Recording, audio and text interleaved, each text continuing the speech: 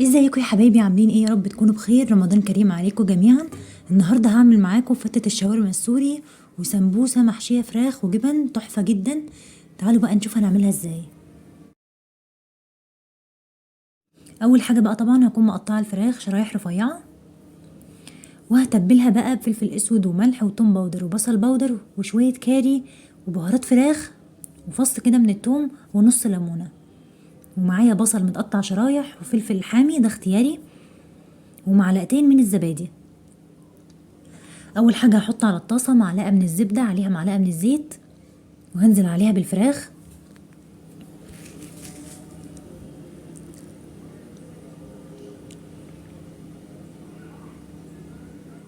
طبعا نكون غسلينها كويس ونقعينها كويس بملح وسكر وليمون.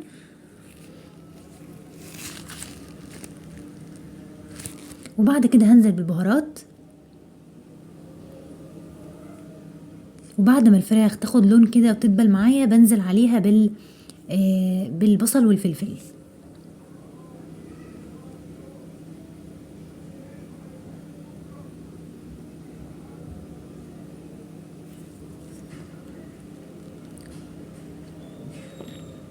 وعصرت كده عليها نص ليمونه،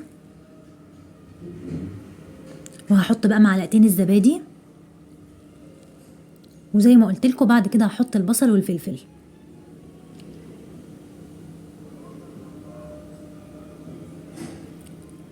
ههدي بقى عليها النار خالص عشان قبل ما تستوي.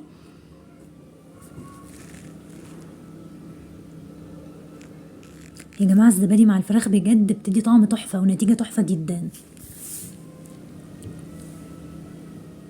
والرز البسمتي بقى على فكره انا كنت اصلا عندي عزومه يعني فاتبقى منه، فانا عملت عليه فتة الشاورما دي، وطريقته سهله جدا. هتشوفوها معايا كمان في الفيديو اللي قبل ده لو حابين تشوفوها.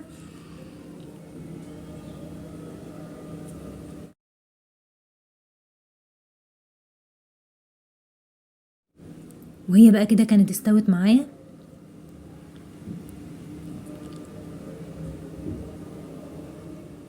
وحمرت كده عيش في الزيت، ممكن تحطوه في الفرن او تشوحوه كده مع الزبده.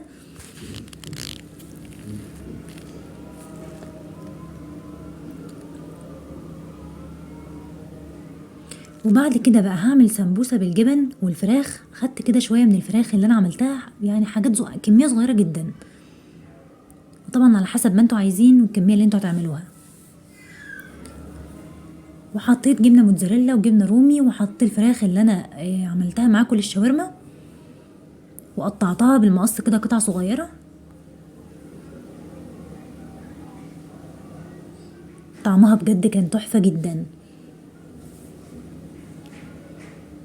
طبعا احنا فردين بس، فعشان كده بعمل كميات قليله.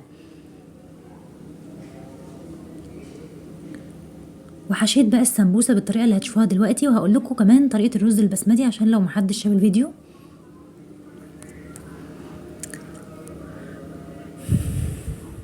بجيب بقى بصلايه صغيره، بس الاول عايزاكم تشوفوا معايا طريقه حشو السمبوسه اللي مش عارف يعملها. بنعملها كده مثلثات عكس بعض زي ما انتم شايفين كده، وبقفل الطرف بتاعها ده بميه على دقيق. بعمل كده مثلا معلقه كبيره من الدقيق على معلقه ميه، واقوم عاملاهم على بعض اقلبهم، وبقفل بيها طرف السمبوسه. الرز بقى البسمتي معايا بصله صغيره مبشوره، بحطها في الزيت وبحط عليها جزرايه مبشوره، بحط عليها عود قرفه وقرنفل وحبهان ومستكه، وكمان بحط معلقه صغيره من الفلفل الاسود وملح، وكمان كاري او بهارات فراخ. وممكن كمان تستغنوا عن البهارات دي وتحطوا بهارات الكبسه، لكن هي بتدي نفس النتيجه يعني مش فارقه.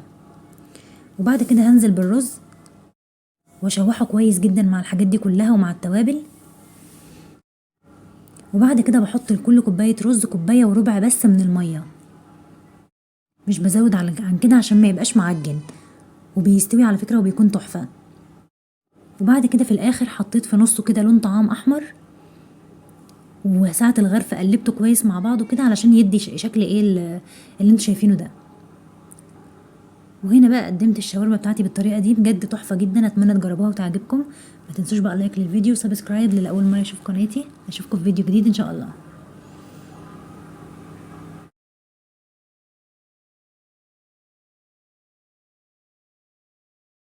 وهنا بقى قليت السمبوسه في الزيت، ممكن تحطها في الفرن برضو وتدهنوها كده بالزبده او بالزيت.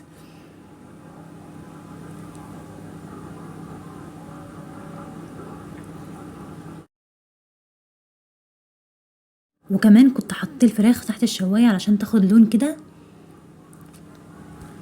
وبس كده.